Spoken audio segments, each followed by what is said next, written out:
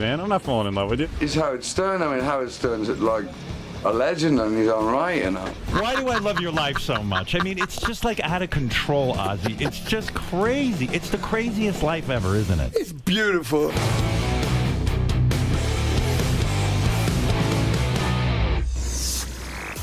I got a call on Friday from the record guy. He said Ozzy was available. Oh, yeah? Yeah, to come in on our show, which I was very honored because I'm a big fan of Ozzy. I've only interviewed Ozzy one other time. It's good to meet you because I've heard so many things about you. Now, Randy was your best friend? Yeah, he's a good friend of mine. I met him in 1979 in Los Angeles. You were down and out? You were depressed? Yeah, I just left Sabbath and it was kind of... And you didn't have a guitar player? No. And then you had Randy? I met Randy, yeah. How'd you meet him? I was drunk in a What else is new? Yeah? And I met him in the recording studio. It was such a tiny little thing. Who, Randy? Yeah. Ever such a small guy. But he weighed about 102 pounds, when, you know. Really? And I heard him play, and he blew me away when I heard him play. And then you guys hooked up. Hey, but, yeah, it was a strange accident what happened to him. What happened? The bus was driving... Weren't you on a bus? The driver of the bus also had a pilot's license, and we had to stop off at the bus depot to get something for the bus. I think it was a jack or something. Right. And he took Randy up to take an aerial shot of the bus photograph, and I suppose he was tired from the drive, and he smacked the plane into the bus and blew up into a house. Wow. The plane blew up? Yeah, it hit a house. It hit a house. Oh, man. It was a bummer, man. I can imagine. Most people don't know much about him because he was only with me for about 3 or 4 years before he got killed, you know. Ozzy Osbourne's here.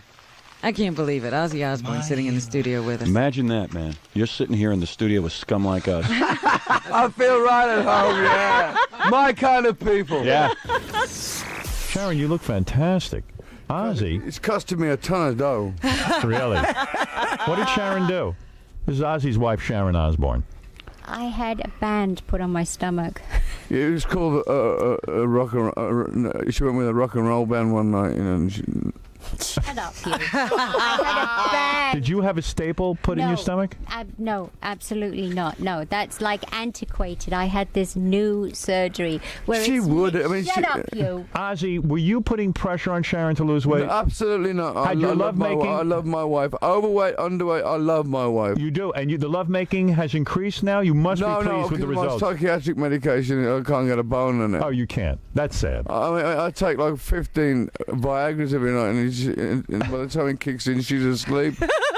You really do? You take that many Viagra? Yeah, I like him. I don't like He likes them. But Ozzy, if you take... He chews them. Does he? He sucks them because he thinks they work quicker that way. I like the taste of medication. Is it really true that you need more Viagra than most men to get aroused? Is that really true? No, not me. I just 15 like Viagra. You're not kidding, I don't think. No, I just like the taste of pills. These little purple, like, diamond-shaped pills. I'm throwing them in like M&Ms, you know. Sharon, and then I end up lying like a tent pole and she's asleep. So are you craving sex from other people? No. You're not. Sharon, what about you? Are you bored with Ozzy? Never. Why do you never have sex with him? We do have sex. Why do you fall asleep? He loves to exaggerate. Why do you fall asleep? When was the last time we had sex? I can't remember. It's not important. That's not. You should be able to remember. When was the last time we had sex? About a month ago. Liar. Has it been How long longer? was it, Ozzy? He's just, do you know what? He's just BSing. He wants to be dramatic. Well, you guys have a great marriage. It's obvious to everyone here. And sex isn't necessary in every marriage. Sometimes it's just about friendship, isn't it? About being the closest friends. You guys are close friends. It's not friends. It's more than friends. We're like one person. I know, and I think that Ozzy really doesn't need the sex anymore because you don't get... Well, we wouldn't mind it now and again. You're right. You're still very much attracted to your wife, and you would... It's not like we never have sex. But if it's over a month, it's pretty bad. That's pretty bad, Sharon. I'm trying to... Do you think? I Yeah. bet you Ozzy doesn't remember the last time. Yeah. Well, he doesn't remember a lot. He doesn't remember anything. Is the lovemaking good when the two of you finally do it? I don't know. Yeah. Come on. remember. Is it good? Do you do anything special to Ozzy? Of course. Or is it always the same She thing? starts doing business calls. She's lying there doing What's business the calls? favorite position? Doggy. Doggy. Who you been with? You know what I like about you, Ozzy? What? As a rock star, a lot of rock stars try to hide their family. They don't want people to know that they're family men. You embrace it. You bring your son here. You bring your wife here. And the daughters have been here. And the daughters have been here. You are not embarrassed to be a family man. No, I am a family man, and Yeah. what's wrong with it? Nothing. What's your son's name? Jack. Hey, Jack. How you doing? Nice to see you. Yeah. You too. How cool is it having Ozzy as a dad? Very cool. Yeah, right? What are you, Amy? You're 14 years old? Yes. And Kelly, you're 13? Mm-hmm. Does your dad use the F word a lot? Mm-hmm. Yeah, but you don't use it, right? Only when I'm angry. Right. And how often are you angry? Not very often. So are you kids like freaked out by your dad? No. No. You're not? Because you know about his reputation. He's a wild man. Yeah. And your dad sat you down and told you all the stories about him biting off the head of a bat and everything and all that? Please. What? You don't believe it? Oh, no, it's just so old. But he had to sit down and tell it to you so you didn't hear it from the kids at school. It's like, bite something else already. Right on. Second day at school is kick on the feet. Did your dad bite the head off a bat? And what'd you say?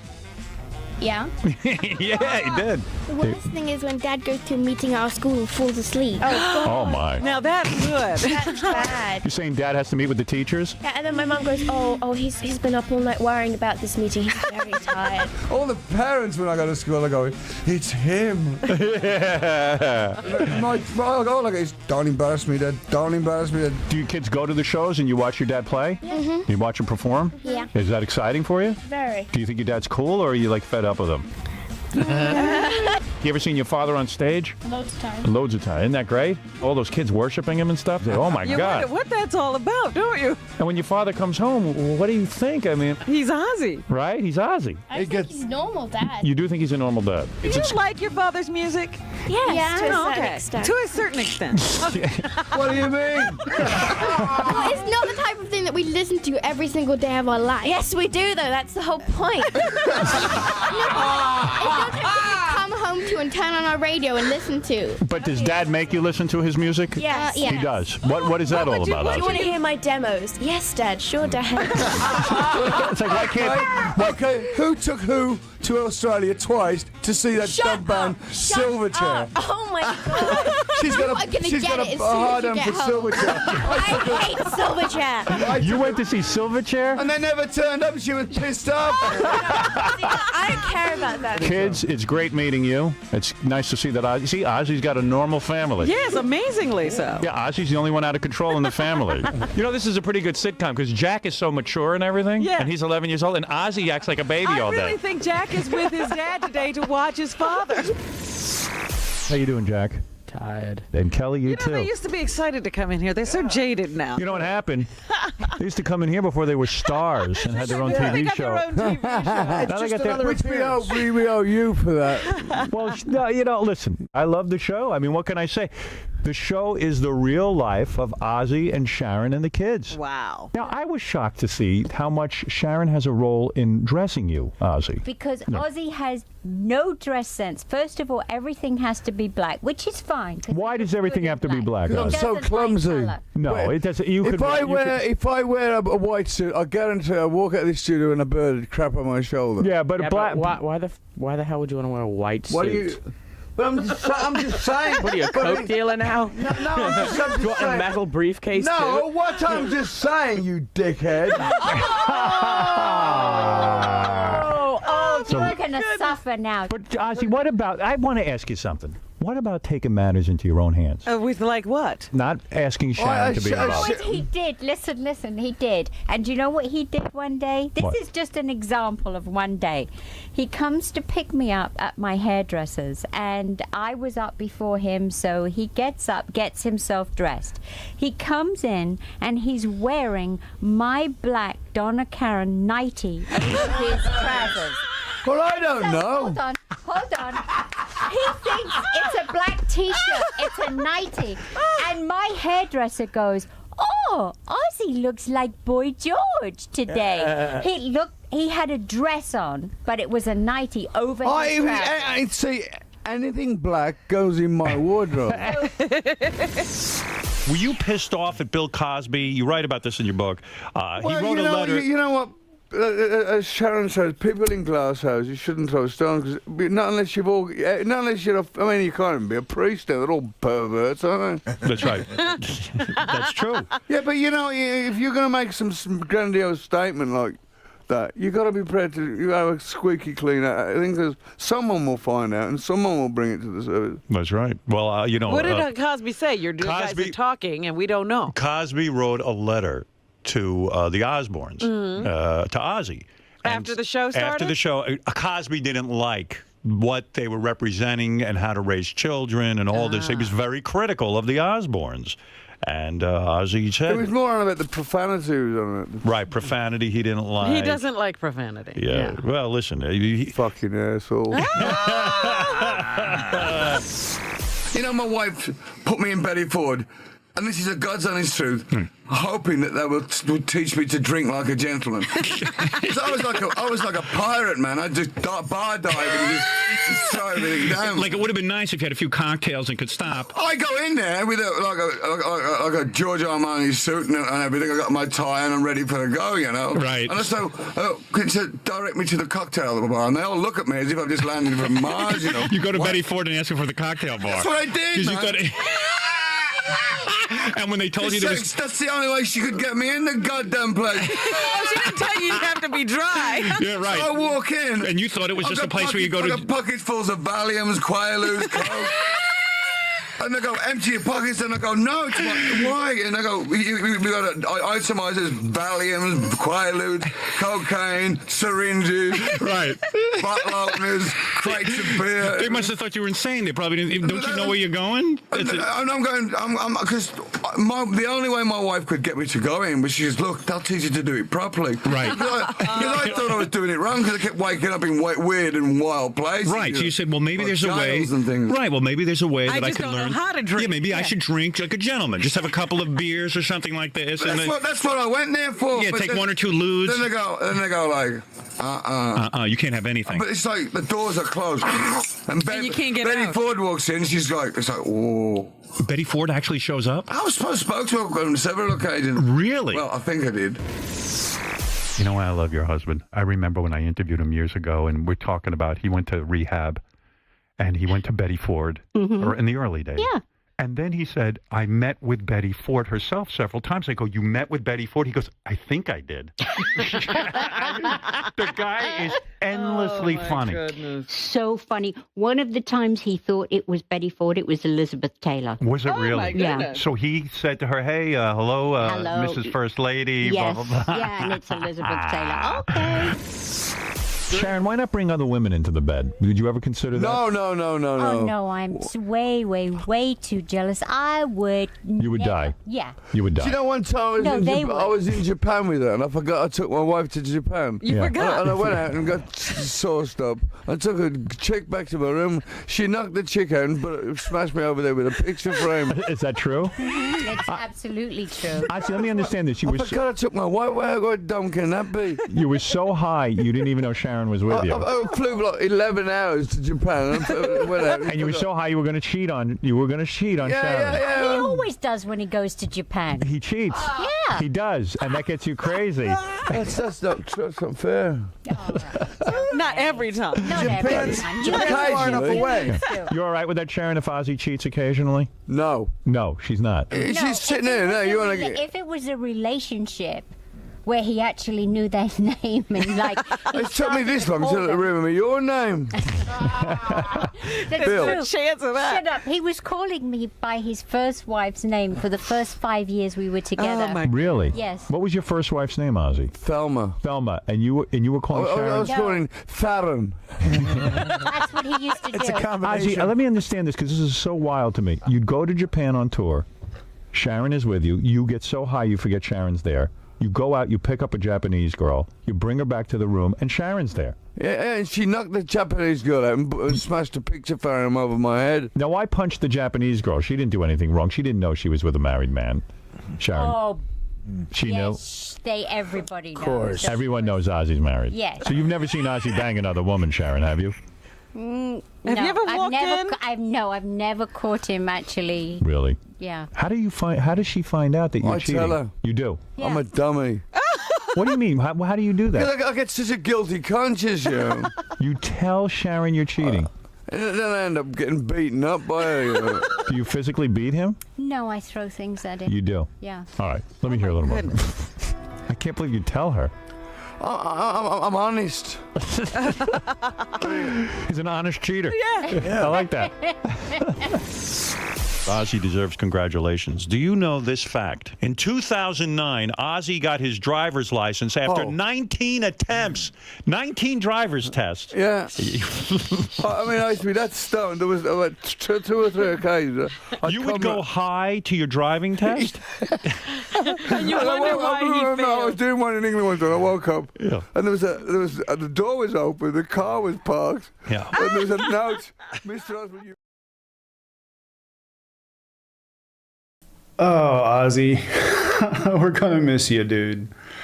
I absolutely love those episodes of Howard Stern where Ozzy was on there. I think it was like probably about 2016 when Stern went on Sirius. That's when he got really good. I remember him before that, and you know, they would censor him and such.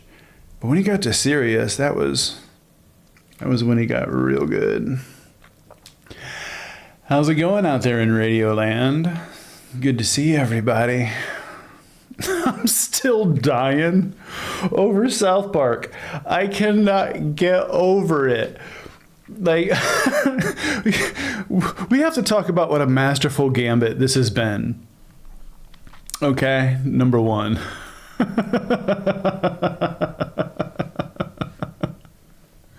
Because, holy living fuck. Not only did they manage to wait till the exact moment to release it, but just nailed it. Let's talk more about this. Let's go to the dive bar of democracy real quick, like, shall we?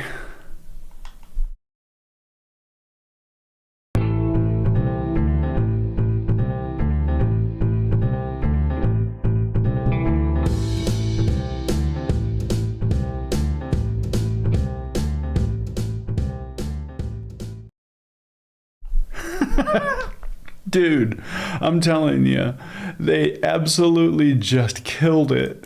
And the thing is all the free speech absolutists are losing their mind. In fact, like, right here it says, how did a generation who grew up and watching South Park get so sensitive is what I want to know. But see, here's the thing is apparently community notes violations is really bad at grammar, because it says, how did a generation who grew up in South Park got so sensitive is what I want to know. That's my question. How did a generation who grew up in South Park got so sensitive? But the best part is, after that episode and everybody freaking out, why is South Park going after Trump so viciously? I thought we were going to make comedy legal again. Isn't that what we were going to do?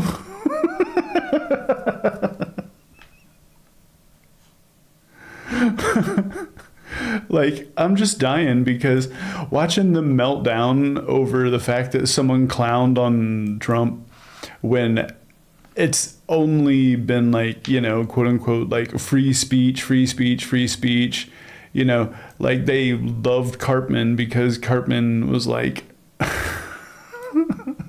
just the embodiment of everything that was horrible. They'd be like, yeah, he totally is like, he's our dude. He agrees with us. Yeah. And another great example of this whole like bully, coward, victim like mentality thing that always ends up flipping around on them is right here. Joey Monterano saying that the left celebrating Hulk Hogan's death because a Trump supporter, these people are truly subhuman and parasitic. And then right underneath it, as you can see, Trump just said he doesn't feel sorry for Joe Biden's cancer diagnosis. This is the right answer. Fuck Joe Biden and fuck his prostate. I swear, if it wasn't for double standards, they wouldn't have any at all. It's astounding, really. What I wanted to get in and really get into was I found this video by Adam Conover, and it's going to describe what we're going to be dealing with, because this budget bill that went through gave a lot, and I do mean a lot, of money to ICE. And Adam's going to explain a few things that I feel like it's important that the crowd at least can be well aware of, and they're not caught completely blind when it comes to this kind of thing. So, God damn. Let's do it. So on the 4th of July, Donald Trump signed the One Big Beautiful Bill Act into law. This thing is without a doubt one of the worst pieces of legislation in modern history. Here's a little rule of thumb. This bill is good for everything that's bad and bad for everything that's good. It features huge tax cuts for the rich and massive health care and food assistance cuts for the middle class and poor. That means you. At least 17 million people could lose their health insurance because of this thing. And since health insurance is the thing that people use to, you know, stay alive, a lot of people are gonna die. At least 51,000 every year because of this bill, according to experts. Oh, but this bill isn't content to just murder Americans today. No, no, no. It's going to murder the future as well, because this bill ends the incentives to generate clean energy, guaranteeing we will be pumping pollution into the atmosphere for decades to come. Now, is that because fighting climate change is too expensive? No. This bill doesn't give a shit about saving money, because it also adds trillions to the federal debt. And it's not like Republicans are unaware of how toxic this bill is. Senator Josh Hawley called its Medicaid cuts morally wrong and politically suicidal. And here's Alaska Senator Lisa Murkowski. He still voted on it. Doesn't matter. That's the thing, is they give it lip service all day long, especially the quote-unquote deficit hawks. They'll give it lip service all day long so that it looks good in their campaign ads, but when the rubber hits the road and they actually have to vote, you see what happens every time. They always get back in lockstep, which makes me really interested into how this resolution just passed, that they're going to allow for the release of the Epstein files. So that's really interesting. It's maybe they're realizing, because if you look at like Trump's numbers right now, they're awful. I mean, he's underwater in everything, and he's losing rapid support from like the Bro podcast. Seriously, watch the episode with Ezra Klein with on the Flagrant podcast. Dude, they are done. But just in time for the bill of already to pass. See, the thing is like everybody has these like revelations that we try to scream from the mountaintops. When it's too fucking late, the bill has passed. So yeah, enjoy.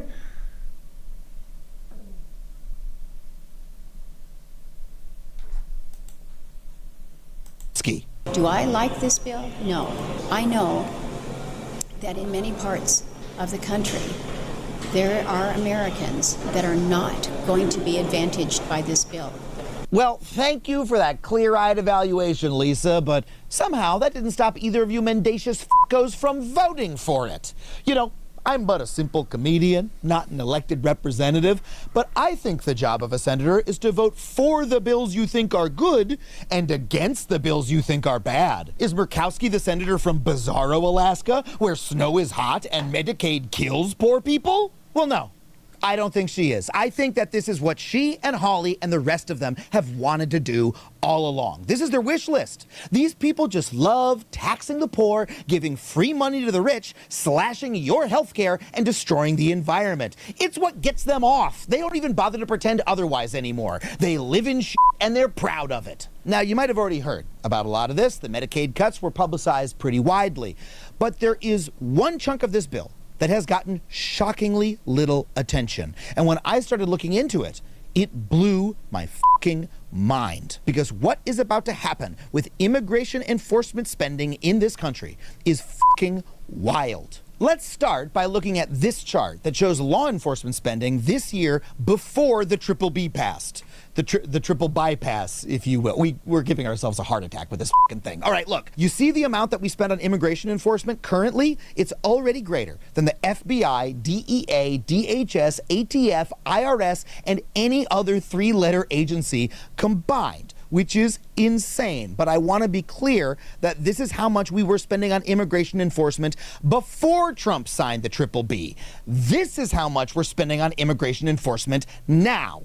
We are about to direct an ungodly and unprecedented sum of money towards immigration enforcement and border control. This taxpayer money, your money, is going to be used to fund a massive internal army devoted to racially profiling, arresting, and deporting law-abiding residents of this country. And I don't think we are ready for how this is going to transform the cities in which we live and America as a whole.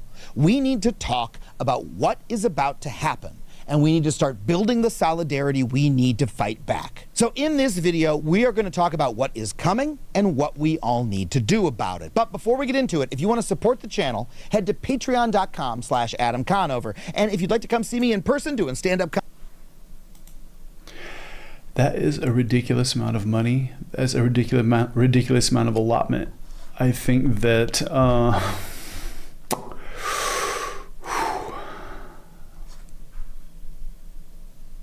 is it going to be our taxes that literally build the next detention centers that ordinary citizens will be in? We all know what detention centers is code for.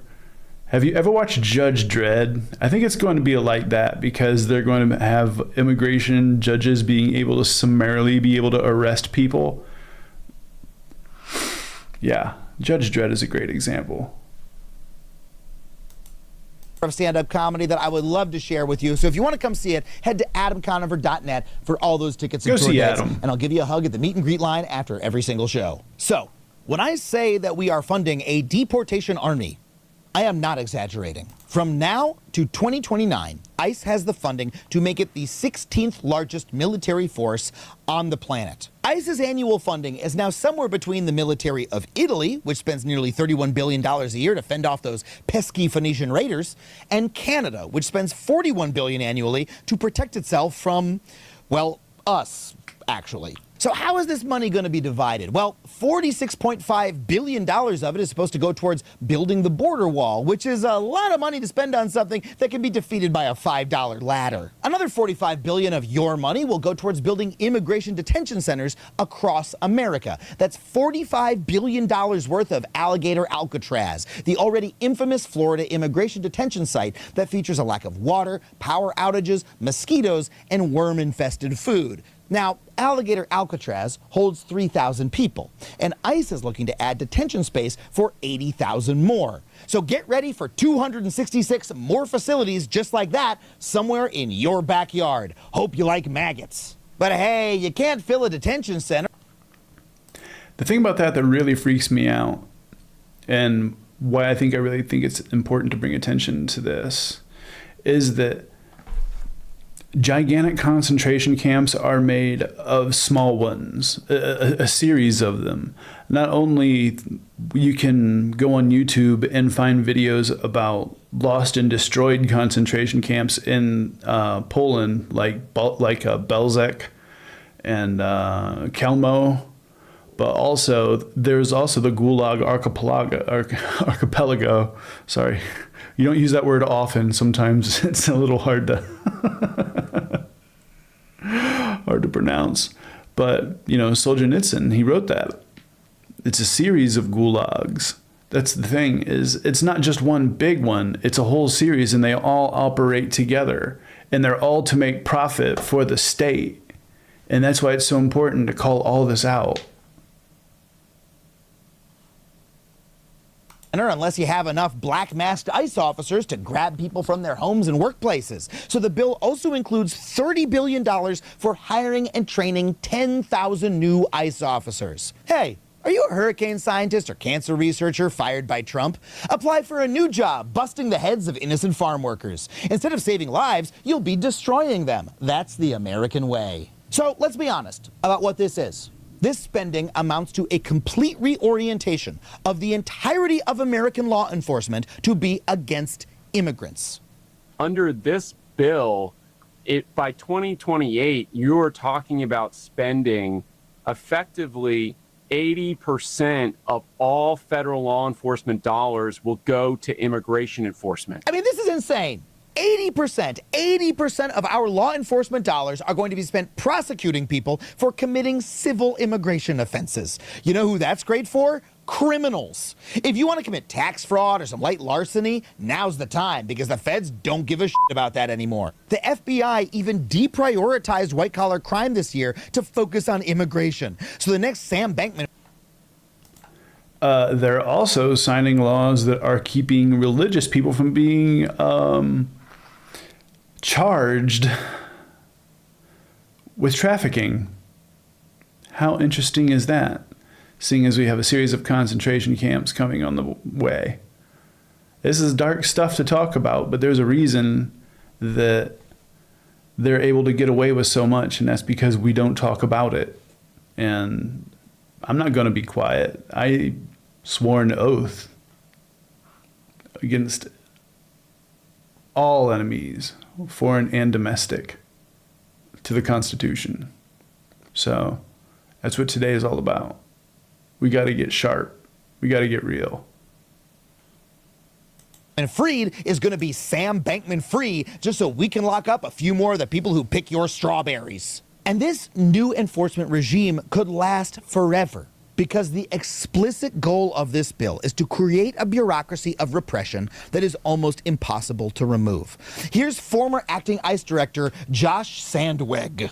We're going to see an ICE that it is going to be hard for any future administration to shrink it, and its capacity to deport will certainly be at the highest level it's ever been in the history of the United States. This is nothing less than a structural change to American government. It injects harsh anti-immigrant repression into the very DNA of our governmental system and makes that one of its fundamental goals and mechanisms. And that is a big change for America, because we were, for most of our history, the country that welcomed immigrants. Immigration was like America's thing. It was our superpower. It literally gave us an economic leg up on other nations because people around the world wanted to come here to contribute to our economy. And now we are doing the opposite. We are building a permanent governmental infrastructure to attack and suppress immigrants on a massive scale and with brutal violence. And that is, simply put, going to transform life in our cities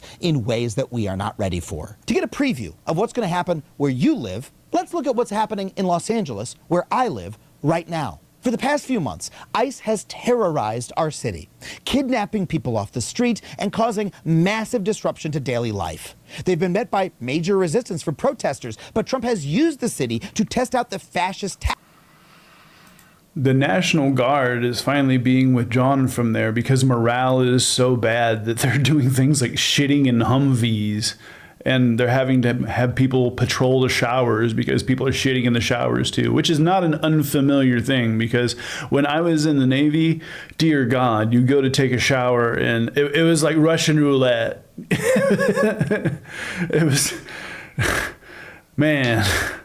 Yeah, that's a good way to put it. It was like Russian roulette.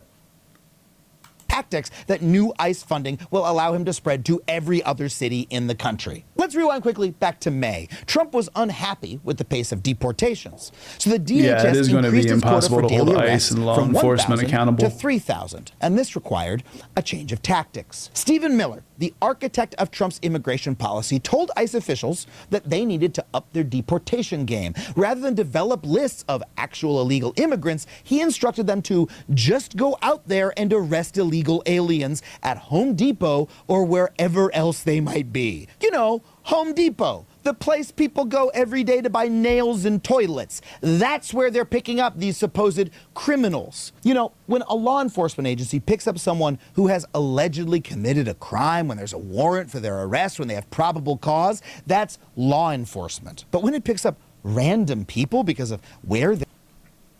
Not to mention law enforcement doesn't wear a mask. That's another thing we need to be talking about is...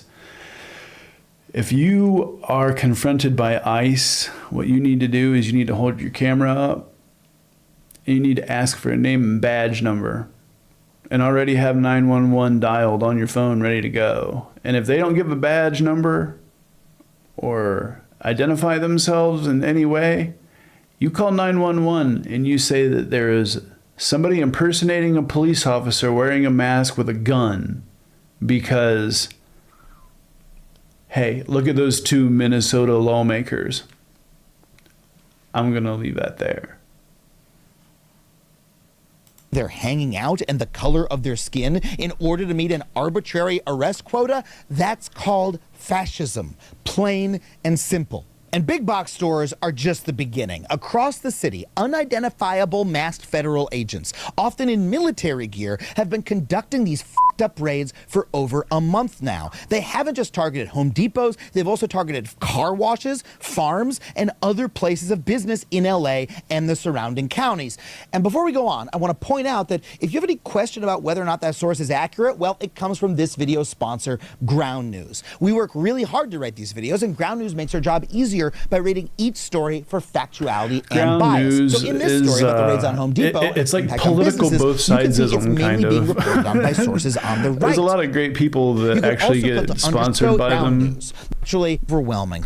Marched through a public park just a few weeks ago. Federal agents with armored trucks marched through a public park, MacArthur Park, on horseback in a show of insanely unnecessary force. Did they find any immigrants by doing so? No. The only thing I stopped was a children's summer camp. And you know, I understand that Jeff took an extra granola bar at snack break, but we don't need an armored car and a horse cop to scare him straight. He's 7. These fascist doofuses have been storming parks, bus stops, farmers markets, an LA Fitness, a church, and the Santa Fe Springs swap meet. Because generally, swap meets fall under the jurisdiction of the fashion police. These are real places that regular people like you go to, whose lives were disrupted by these raids. And lest you think that being a citizen will keep you safe, no. ICE has picked up plenty of U.S. citizens in these dragnets as well.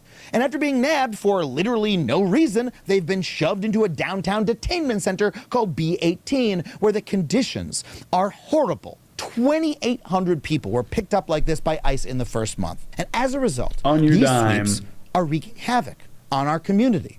People are afraid to go to work, to let their kids go outside, or to enjoy the 4th of July or the summer breezes. Angelenos are literally living in fear, both immigrant and not. These raids don't just hurt our communities, they hurt all of us.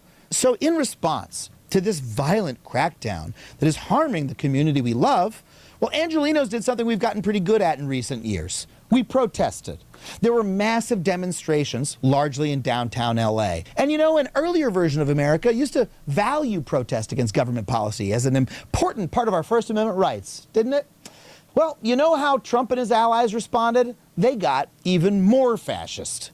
Trump sent the National Guard in over the objections of the governor and the mayor. The LAPD went around shooting reporters and random pedestrians with rubber bullets. Not a super welcoming vibe to project right before the city hosts the 2028 Olympics.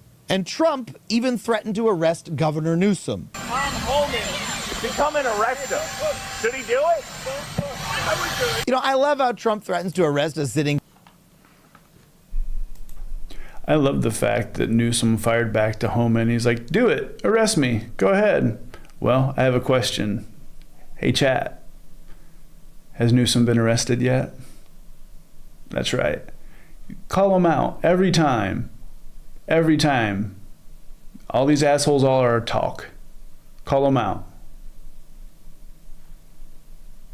Governor so casually, like it's any other decision. Hey, Mr. President, would you like to add extra bacon to your Grand Slam?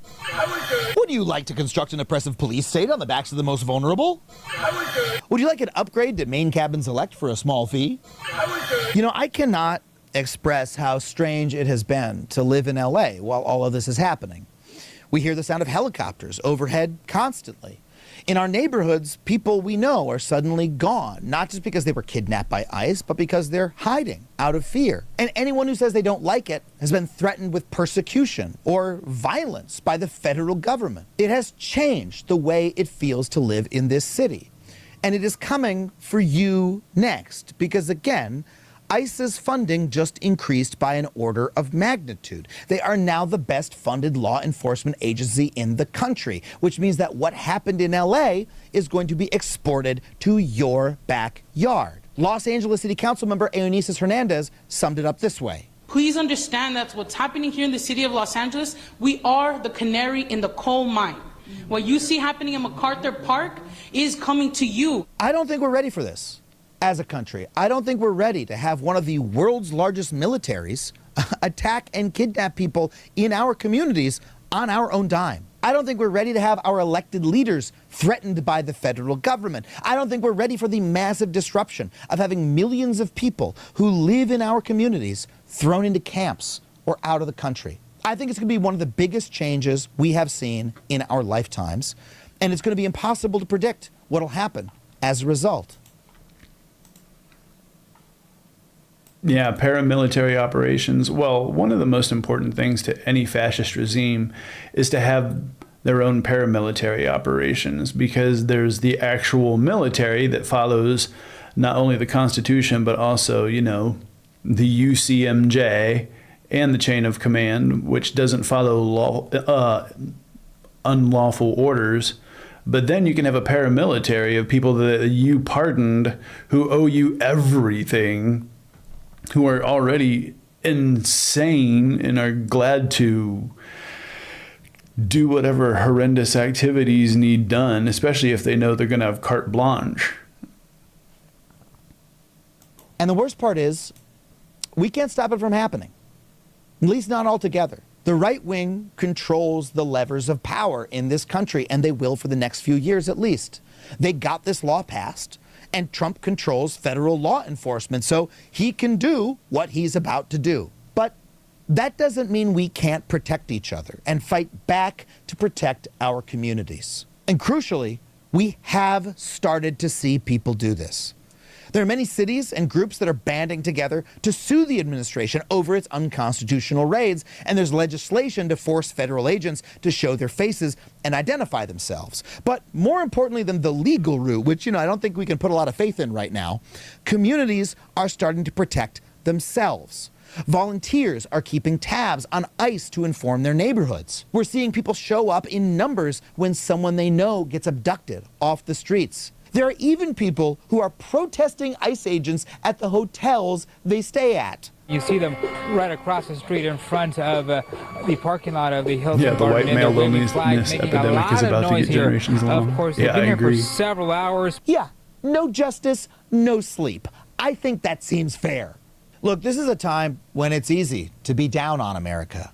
But I want to remind all of us that America is not just the federal government and its increasingly repressive bureaucracy.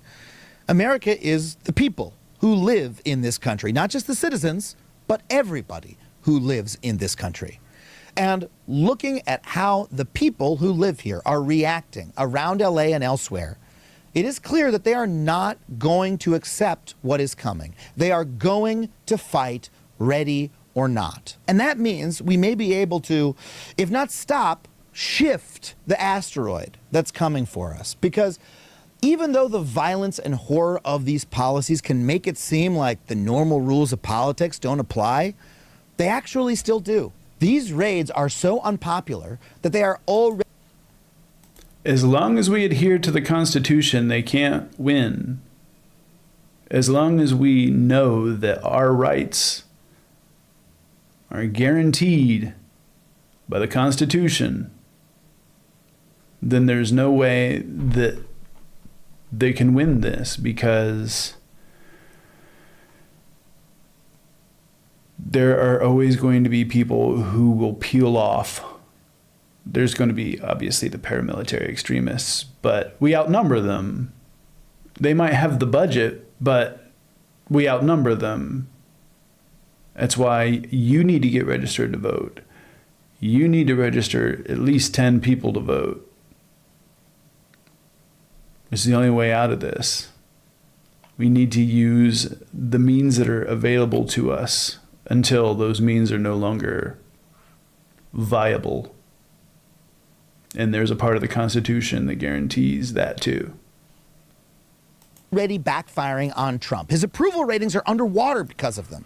And at the same time that the American public is rejecting them, support for immigrants is surging. The share of Americans who want less immigrants has dropped from 55% last year to 30% today. And a record high number of people, 79%, say that immigration is good for the country. You know, you gotta love American public opinion. Just respect existence or expect resistance. That's the American way. The last election, we were told that America had had enough of immigrants, and the Democratic Party incorporated those views into the center of their platform. I guess you don't know what you got until it's rounded up and thrown in a van without a warrant. But again, this public upswell of support for immigrants and against their violent repression is all we can hope for, and it could really make a difference. You know, we've seen a backlash to anti-immigrant policies before. In the 1990s, California's Proposition 187 was an attempt to deny public services to all undocumented immigrants. State Republicans ran on it. And back then, California was at least a purple state. But the backlash to this racist, repressive proposition turned California blue for good. So it might be that by violently cracking down on immigrants, Trump fundamentally changes the political landscape of America in ways that he doesn't like. Not that that makes any of it worth it. It doesn't. People, real people, are going to be harassed, hurt, and killed because of this bill. But as that happens, I think we need to continually remind ourselves that most Americans do not want this. And you know, for those who do, for those who, at the very least, voted for it, I don't think they realize what's about to happen. I don't think that they're ready for how this is going to change their communities. And as that change ripples across the country, I think a lot of them are going to realize. Yeah, there's so many people right now, they're like, oh, we're totally winning. What Trump's doing right now is so based. It's like, okay, it's adorable that you think the boots are going to stop at your door. Trust me, you're not a billionaire. You're not safe. They don't want it either.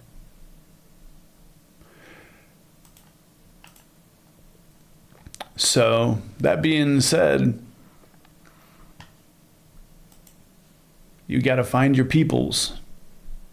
You got to make sure that you have a good support system day in, day out, because it's going to get wild, man. I promise you.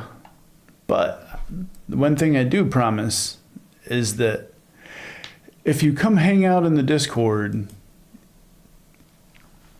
you'll find a cool family. I promise you. You're watching ViperTV. Stick around. He said it over and over for years. Can you guarantee that Medicare, Medicaid, Social Security will not be touched? Yeah, I mean, I have said it so many times, you shouldn't be asking me that question. Medicare, Medicaid, none of that stuff is going to be touched. Nothing. We're going to love and cherish Social Security, Medicare, Medicaid. We're not going to do anything with that. His biggest MAGA supporters said no cuts to Medicaid. It is wrong to cut health care for the working poor. There's a lot of MAGAs on Medicaid. I'm telling you, if you don't think so, you are dead wrong. The effect of this bill is to break a promise. Trump lied. The Medicaid cuts could cause nearly 12 million people to lose their health insurance. With this mega bill set to enact the largest cuts to Medicaid in decades, experts are warning that many struggling hospitals in rural communities could close their doors. But they're not cutting it. They're looking at fraud, waste, and abuse. He thinks you're stupid and he can fool you. He doesn't care about your health insurance. All he wanted was your vote. Donald Trump it's just not working.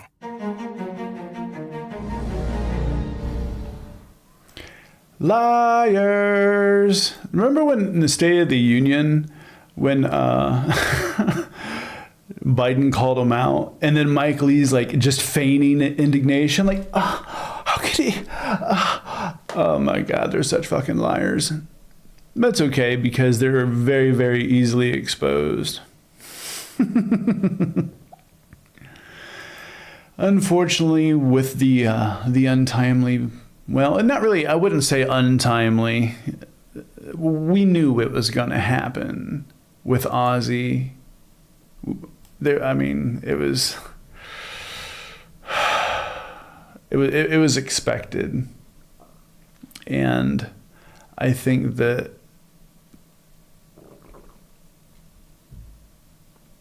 it was truly the end of an era, in my opinion, because the pioneers that gave us the music that we enjoy, Lemmy, Ozzy, and, you know, probably pretty soon it's going to start being people like Angus Young. It's going to start being people like David Gilmour and all those others.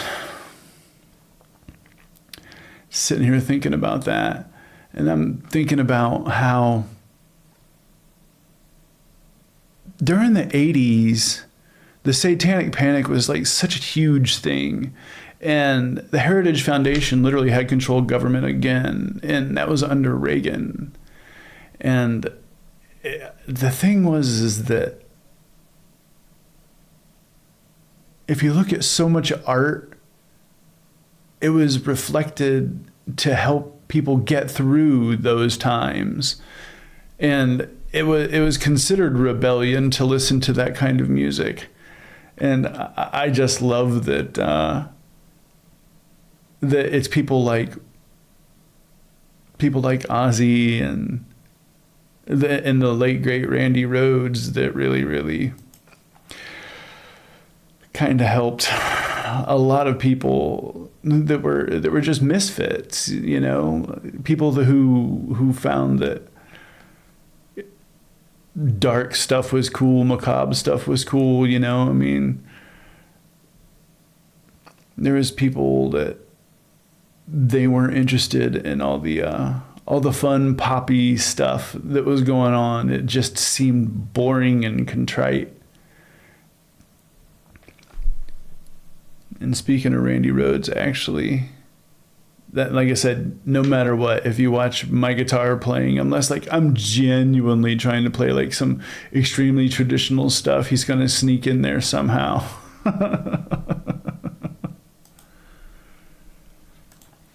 Which, speaking of, leads us to one of my favorite sections of the show.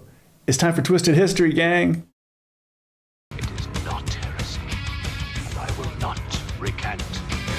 Yeah!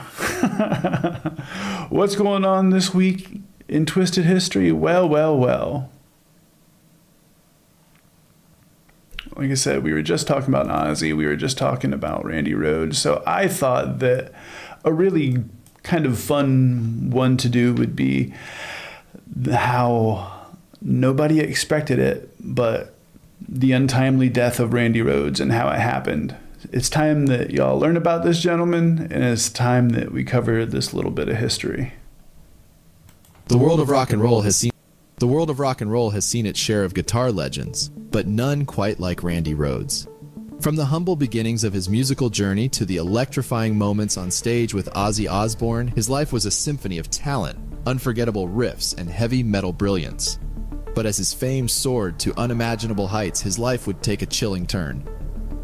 Join us as we journey through the extraordinary life of Randy Rhoads, a tale of music, brilliance, and a legacy that continues to inspire. This is the story of a guitar legend from his first chord to the last. Randy Rhoads was born on December 6, 1956, in Santa Monica, California, into a musical family. His parents established the Musonia School of Music in North Hollywood in 1949. Although their home was filled with music, the family couldn't afford a record player or TV for many years. Yet this did not deter Randy.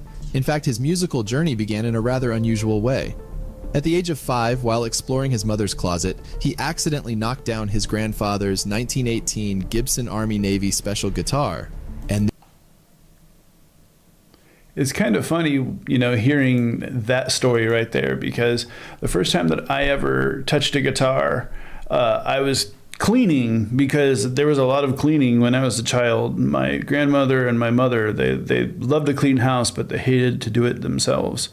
And I was cleaning, and I opened this closet, and there was a guitar in there, and I just kind of held it, and I looked at it, and I was just like, this is cool. And I hit 2 E notes and then an A note, and I went dun dun dun dun, and it rang through my head, and all of a sudden I saw like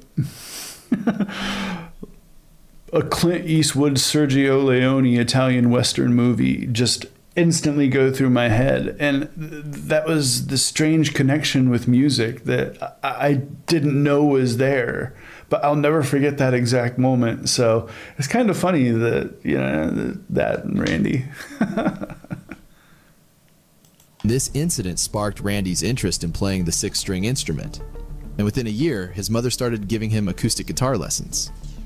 After playing successfully for several years, Randy was ready to rock, and transitioned to electric guitar lessons at Musonia under the guidance of Scott Shelley. This decision sparked a passion in him, and from that moment, he knew what he wanted to do for the rest of his life. However, it wasn't long before Randy outgrew his new guitar teacher.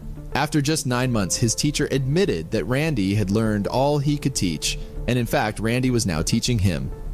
Music was clearly Randy's calling, and by the time he was a teenager, he had already planned his career. Graduating at 16, he devoted himself to playing in bands and teaching guitar at his mother's music school. His mother... I know exactly what they mean. By the time I was actually able to play like something, I was like, this is it. This is all I want to do. I saw that AC/DC Live at Donington video with Angus Young running around with like a smile on his face the whole time. And I was like, that's the job for me. Everything else looks like, because I'd tried every sport. I'd tried so many different things. I just found that I really liked video games because I could be alone, and they always told me I was a winner, especially because I was really good at them. Still am. Come watch gaming sometime. But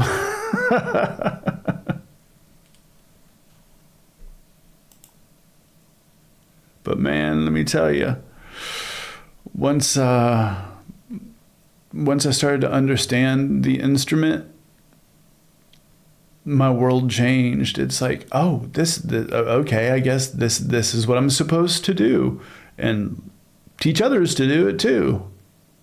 Noted his exceptional passion and had never seen someone with a similar love for playing the guitar. He was virtually inseparable from the instrument. In his teen years, Randy played with various local bands, eventually joining forces with Kelly Garney to form Little Women. After recruiting Kevin as lead vocalist and Drew on drums, they quickly renamed the band Quiet Riot. As a founding member, Randy quickly became a sensation on the Los Angeles music scene in the late 70s. His influence was so strong that fans started mimicking his polka dot vests and bow ties at Quiet Riot concerts. Randy even had a custom-made polka dot flying V-style guitar. His guitar skills were similar to the legendary Edward Eddie Van Halen, and he was known for blending flashy rock and roll with a classical touch, a style then rare in metal music. To this day, even decades later, fans of rock and metal still debate whether Randy Rhoads or Eddie Van Halen was the superior guitarist. But despite... I'm going to go with Randy Rhoads. There was never a time in his playing where it sounded like he was just using notes to use notes, in my opinion. There was always a sharpness to his playing, like especially when he would do those really fast palm muted runs. Like it sounded like it could literally cut you. Randy Rhoads was the closest thing that I had as a child to going to an amusement park, like being able to ride a roller coaster, was listening to those solos. Despite Quiet Riot's popularity in LA clubs, the band struggled to break out. Around the same time in 1979, Ozzy Osbourne seemed to be at the peak of his career in Los Angeles. Black Sabbath had released their 8th album, Never Say Die, and completed a tour with Van Halen. Amidst the wild atmosphere of a rented Los Angeles home, while working on their 9th album, Black Sabbath dropped a major bombshell. They were parting ways with Osbourne. Without a band, Ozzy Osbourne was at the lowest point in his career. Struggling with drugs and alcohol, he was heading down a self-destructive path. His manager and future wife, Sharon Arden, stepped in to get him back on track, and the solution, it seemed, was simple. I forgot that her last name was Arden. Yeah, Sharon Arden.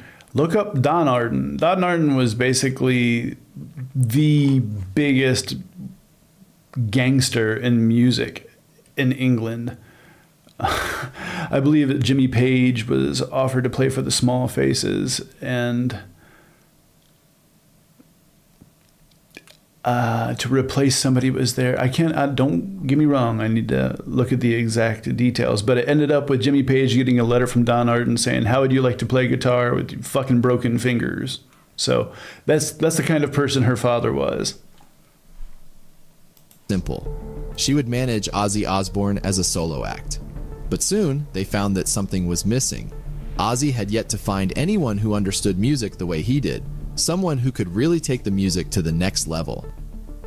Enter Randy Rhoads, familiar in the LA club scene, who caught the attention of Dana Strum, who would later become the bassist for hard rock band Slaughter. Strum persistently urged Randy to audition for Ozzy, to which Randy initially responded, "Who's Ozzy Osbourne?" But despite his reluctance, his mother eventually convinced him that he should try out for no other reason than to at least make some connections in the music industry. Seeing it as a chance to break out of a musical dead end, Randy agreed to try out. Ozzy recalls the audition with amusement. "I didn't know how to audition. My producer brought Randy round when I was really drunk. I'd been drinking all day, and this little guy came in, and I thought he was a girl at first. I was drinking all day. This little guy came in. He thought he was a girl at first. He was a little tiny guy." God, I miss Ozzy. He was such a tiny guy. Randy came with his Gibson Les Paul and a practice amp and began warming up. Ozzy, heavily intoxicated at the time, was blown away by Randy's solo, wondering if he was hallucinating due to his state. Ozzy immediately offered him the job. Randy remembered, "I just turned up and did some riffs," and he said, "You've got the gig." I had the weirdest feeling because I thought, how? You didn't even hear me yet. However, it seemed they both needed each other. Ozzy was looking to revive his career, and Randy needed a bigger stage for his humble personality and extraordinary talent. Sharon noted the change in Ozzy, saying, "As soon as he found Randy, it was like night and day. He was alive again. Randy was a breath of fresh air, funny." Thanks for that, chat. I love doing voices, especially when I'm gaming. I'll take requests for them anytime. Ambitious, just a great guy. However, working with Ozzy was quite a shock for Randy. He was still living at home when he traveled to England to collaborate with Ozzy, which was a whole new world for him. Until then, Randy's life revolved around Musonia, school, and the church choir led by his mother. Ozzy's rock and roll lifestyle was a clear contrast, and while Randy didn't disapprove, he definitely experienced a culture shock. But despite the initial shock, Randy quickly became a key factor in Osbourne's musical comeback. The two albums they produced together, Blizzard of Oz and Diary of a Madman, skyrocketed to heavy metal fame, making Randy a guitar hero for his generation. On November 5th, 1981, Ozzy launched the Diary of a Madman tour to promote his second album. The tour spanned Europe, North America, and Asia, further solidifying their fame. During this time, Randy expressed to Ozzy his desire to take a break from touring and recording. His goal was to return to school to pursue a master's degree in classical music, following in his mother's footsteps. Ozzy, surprised by his decision, said to him, "Are you crazy? You could buy your own university." However, Randy was firm in his decision to start his education in classical music, and his mother had even begun making arrangements with the University of California to facilitate this next step in his academic journey. But fate had a different plan for Randy Rhoads, and on March 19, 1982, tragedy struck. Ozzy Osbourne remembers the last conversation he had with Randy on the tour bus, where Randy expressed concern about Ozzy's heavy drinking, warning, "You'll kill yourself, you know, one of these days." Rather than indulging in these typical excesses associated with the rock star lifestyle, Randy often spent his free evenings practicing his craft. But tragically, Randy would soon find himself in the wrong place at the wrong time. That night, the band had played in Knoxville, Tennessee, and after driving much of the night, they stopped in Leesburg, Florida. There, they stopped to repair the bus's broken air conditioning unit while Osborne and the others slept on board.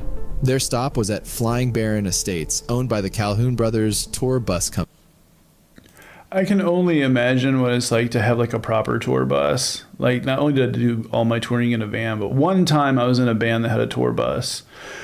And the tour bus was the biggest piece of shit. It had no air conditioning. It was hot. It broke down. And here's the best part. Are you ready?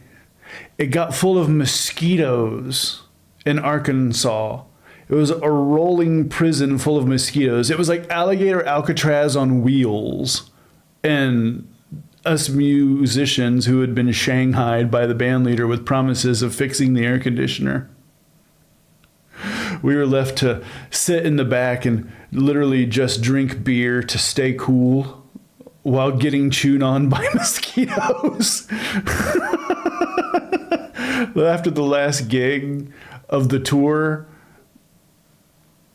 there was rebellion. Let's put it that way. There was rebellion. Company, a unique community where residents had airplanes parked in their backyards. The bus driver, 36-year-old Andrew Aycock, who was also a licensed pilot, impulsively decided to take a Beechcraft F-35 plane for an unsanctioned flight. On his first flight, he brought along keyboardist Don Ailey and tour manager Jake Duncan, daringly flying very low over the bus in an attempt to wake drummer Tommy Aldridge, while Ozzy Osbourne and bassist Rudy Sarzo were also sleeping on the bus. What a stupid fucking move. After a successful first flight, Andrew invited Randy and makeup artist Rachel Youngblood for a second trip. Bassist Rudy Sarzo, recommended by Randy for Osbourne's band, almost joined them but changed his mind at the last minute, choosing sleep. Do yourself a favor and find everything that Rudy Sarzo ever had a piece to do with. Legendary bass player. He's going to be one of those people, when he goes, there's going to be a lot of tears too, because there's a lot of rock and roll bass players who were influenced by Rudy Sarzo, just as many rock and roll guitar players were influenced by Randy. Sleep over adventure. Reflecting on that decision, Rudy later shared, "It was going to be our day off. And this was the first time that I ever turned down any adventures that Randy and I would do on the road," he recalls. "I can't really say there was any premonition that kept me from getting on that plane. It was destiny." But it remains a mystery why Randy, known for his discomfort with flying, did agree to get on the plane. It is believed that he only boarded the plane so he could take some aerial photographs for his mother. Tour manager Duncan later recounted, "After we landed, Andrew came up to me and told me that he was going to take Rachel up for a ride, and that being aware of her heart condition, he assured me that he was just going to take it easy, circle the property a couple of times, and not pull any crazy stunts. So when Randy heard that, he decided to join them so he could take some aerial shots with his camera." During the second flight, more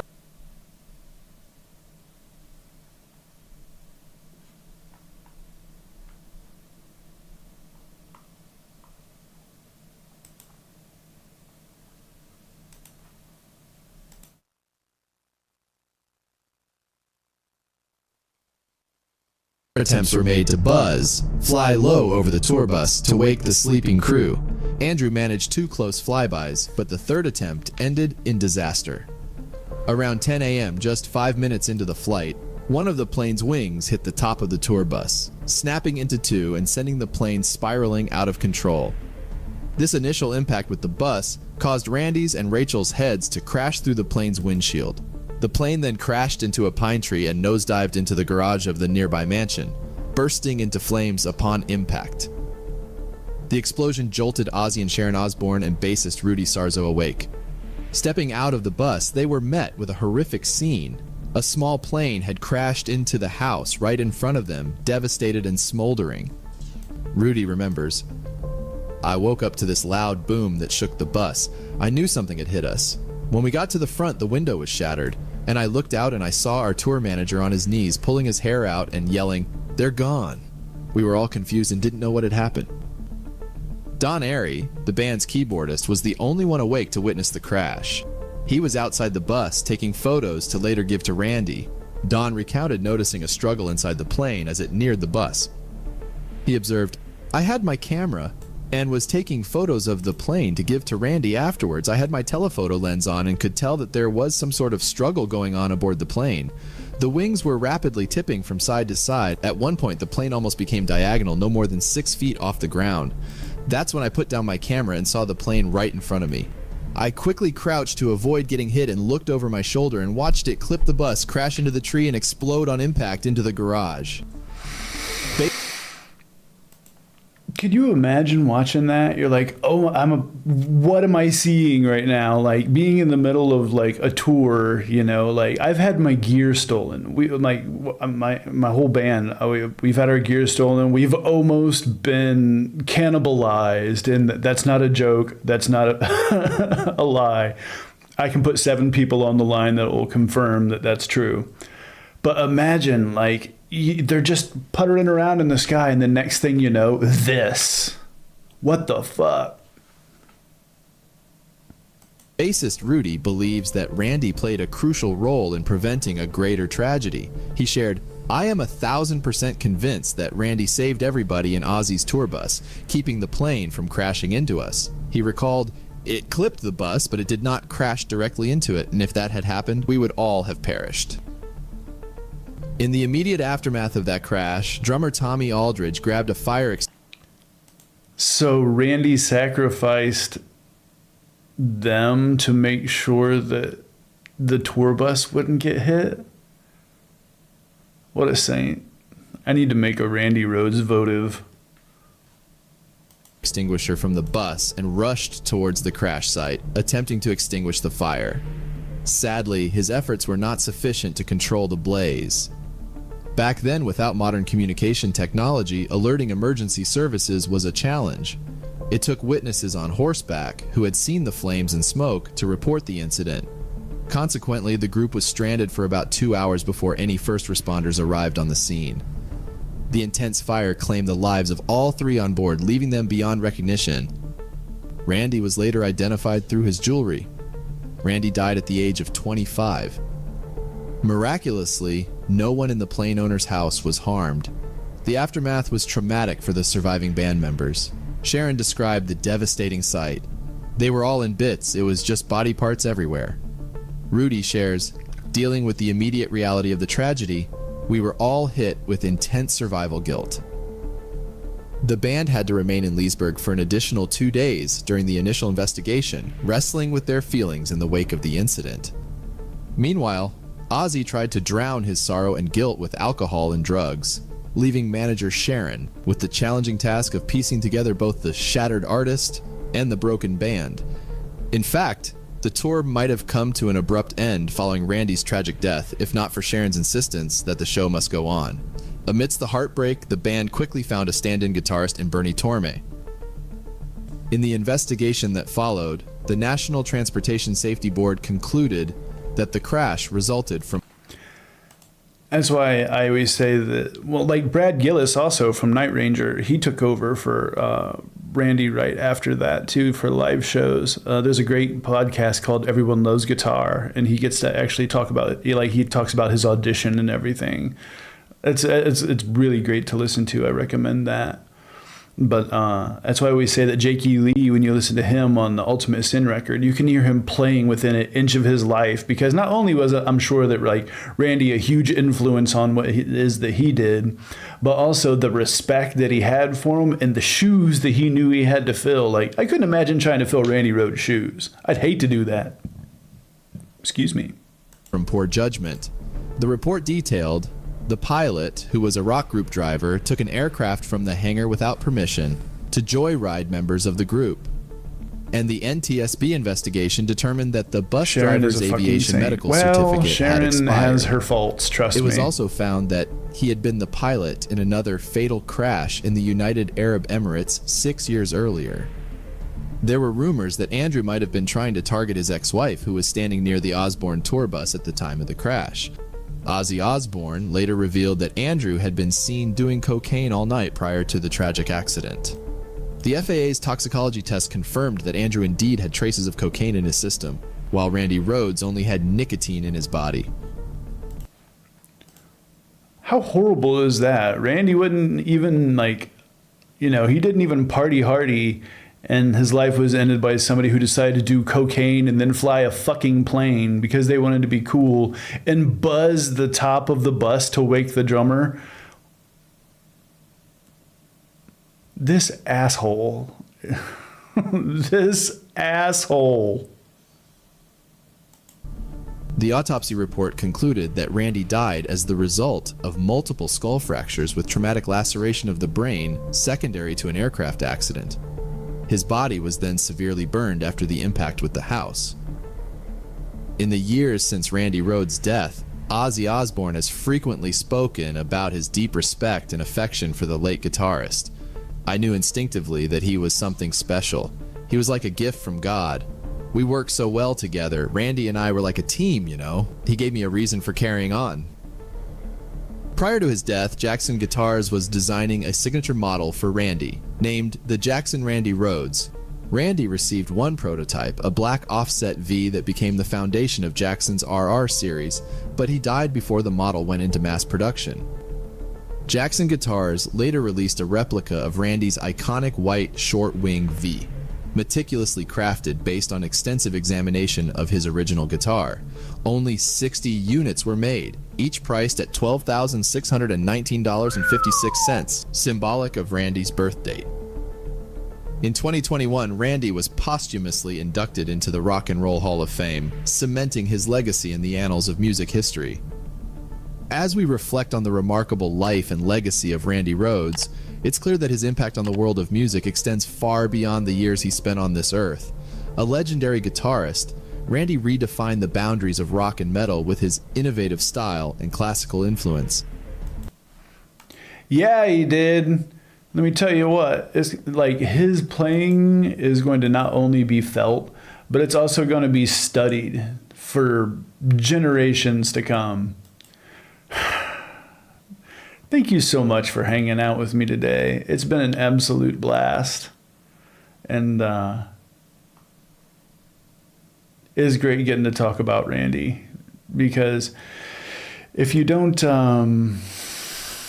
really get to catch many of my guitar streams, you never really know, especially when I'm mostly playing blues and swinging and stuff like that. But when I'm in the mood to get some shredding done,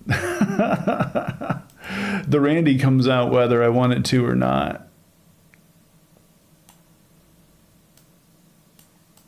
Appreciate everybody hanging out with me today. You've been watching ViperTV. I'm gonna leave you off with my good friend with a couple parting words. It's been fantastic seeing everybody. And until tomorrow, later, skaters. You keep reading about people like Donald Trump, and he's got so much money, right? And you can't get a smile out of the guy with the crowbar. And I met a lot of millionaires, because there's a lot of millionaires in rock and roll, and the more money they got, the more miserable they are. I don't see the point, because they forget about being happy. They just think about money, and that's all they got. And that's a sad thing to have, a pile of money and nothing else. What are you going to do, eat it, sleep with it? What? You want to see my bacon torpedo? Go to skipfransjr.net for podcasts. Fresh record player that, I could just spin records all the time. Run into the bathroom and I'm covered in blood. Like I had put my tooth through my bottom lip. For music.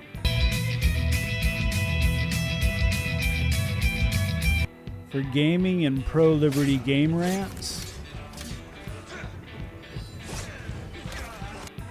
That's skipfransjr.net.